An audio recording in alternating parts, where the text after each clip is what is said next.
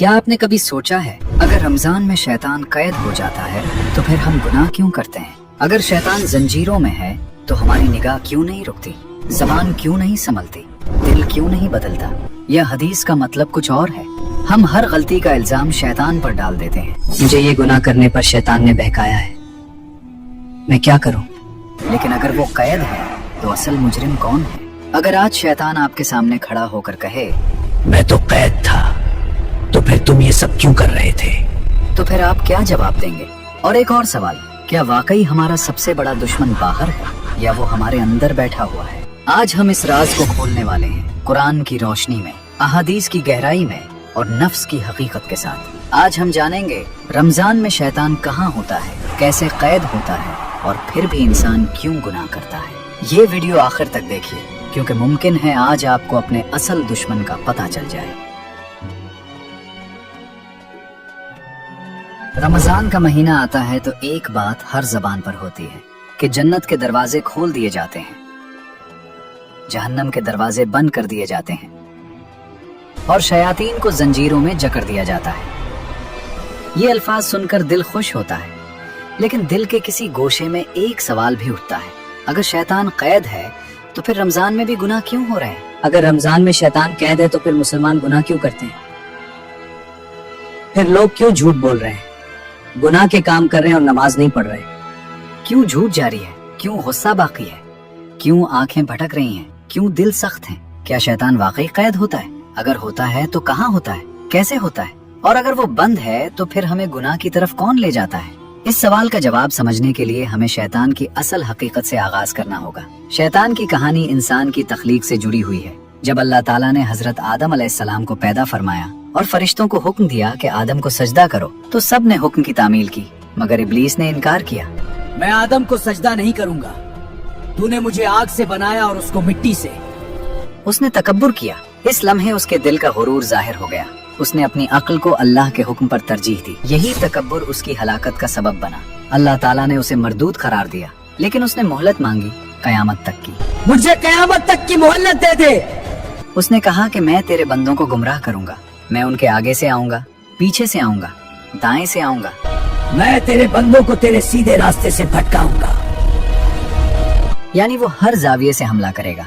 वो इंसान की कमजोरियों को पहचानता है। वो जानता है कि इंसान जल्दबाज है, ख्वाहिशात का गुलाम है, गफलत में रहने वाला है। शैतान की सबसे बड़ी ताकत उसका वसवसा है। वो दिल में ख्याल डालता है। वो गुनाह को फौरन बड़ा नहीं बनाता, बल्कि छोटा बनाकर पेश करता है। वो कहता है कि ये सिर्फ एक नजर है, ये सिर्फ एक झूठ है, ये सिर्फ एक बार है। वो गुनाह को मामूली बना देता है, फिर उसे आदत बना देता है। कुरान में बार बार शैतान की दुश्मनी से खबरदार किया गया है। बेशक शैतान तुम्हारा दुश्मन है, लिहाजा तुम भी उसे दुश्मन ही समझो। वो तो अपने ग्रोह को इसलिए बुलाता है कि वो दोज़खियों में शामिल हो जाए। इसका मतलब ये है कि उसकी दुश्मनी छुपी हुई नहीं, वाज़ेह है, लेकिन इसकी चालें बारीक हैं। कयामत के दिन वो खुद कहेगा, मैंने तुम पर कोई जबरदस्ती नहीं की, मैंने सिर्फ दावत दी थी और तुमने कबूल की।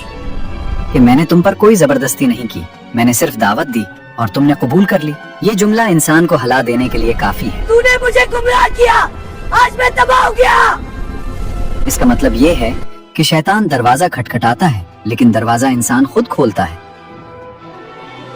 अब रमजान की बात करें। सही अहादीस में आता है कि जब रमजान आता है तो शयातीन जकड़ दिए जाते हैं। बाज रिवायात में लफ्ज आया है कि सरकश शयातीन कैद किए जाते हैं। उलमा ने इसकी मुख्तलिफ तौजीहात की हैं। बाज ने कहा कि उन्हें जहन्नम में महदूद कर दिया जाता है, बाज ने कहा कि उनकी हरकत पर पाबंदी लगा दी जाती है, बाज ने कहा कि उनकी तासीर कम कर दी जाती है, यानी वो पहले जैसा असर नहीं डाल सकते। यहाँ अहम बात यह है कि हदीस में मकाम की वजाहत नहीं की गई। असल पैगाम ये है कि रमजान में शैतान की ताकत कम कर दी जाती है, गुनाह के असबाब महदूद कर दिए जाते हैं, नेकी का माहौल बढ़ा दिया जाता है। रमजान में रोजा इंसान की ख्वाहिशात को कमजोर करता है। हदीस में आया है कि शैतान इंसान के जिस्म में खून की तरह दौड़ता है। जब इंसान खाता है, पीता है, ख्वाहिशात पूरी करता है तो शैतान के लिए रास्ते खुलते हैं। जब इंसान रोजा रखता है तो भूख और प्यास ख्वाहिशात को दबाती हैं। जब ख्वाहिशात कमजोर होती हैं तो शैतान की गिरफ्त भी कमजोर होती है। रमजान में कुरान की तिलावत बढ़ती है, जिक्र बढ़ता है, नमाजें बढ़ती हैं। ये सब शैतान के खिलाफ दीवारें हैं। जब दिल अल्लाह की याद से भर जाए तो शैतान के लिए जगह कम हो जाती है। लेकिन यहाँ एक और हकीकत है जिसे हम नजरअंदाज नहीं कर सकते, वो है नफ्स। नफ्स इंसान के अंदर मौजूद वो कुव्वत है जो ख्वाहिशात पैदा करती है।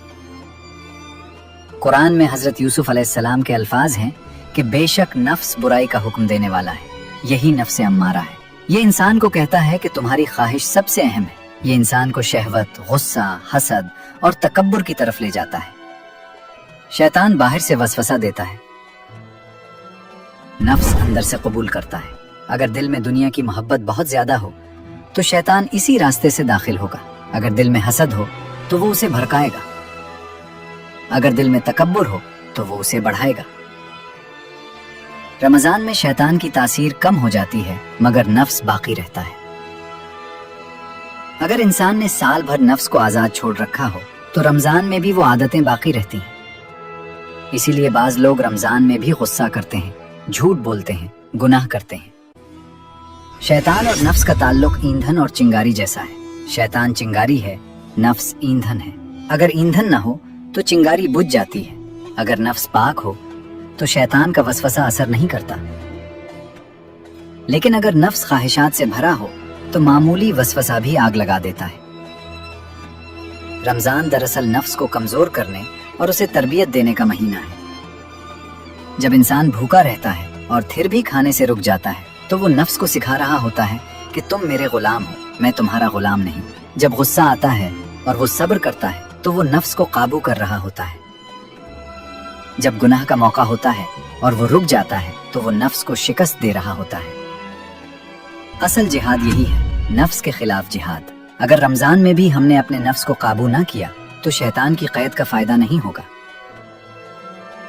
अल्लाह ताला हमें दिखा रहा है कि मैंने तुम्हारे बैरूनी दुश्मन को कमजोर कर दिया है। अब तुम अपने अंदर के दुश्मन से लड़ो। शैतान ताकतवर है मगर अल्लाह से ज्यादा ताकतवर नहीं।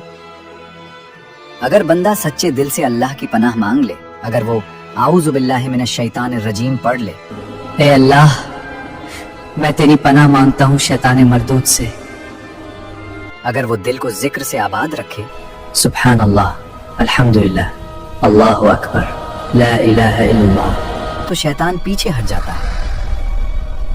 रमजान एक मौका है, एक दलील है, एक आईना है। अगर इस महीने में भी हम ना बदले तो हमें अपने नफ्स का इलाज करना होगा।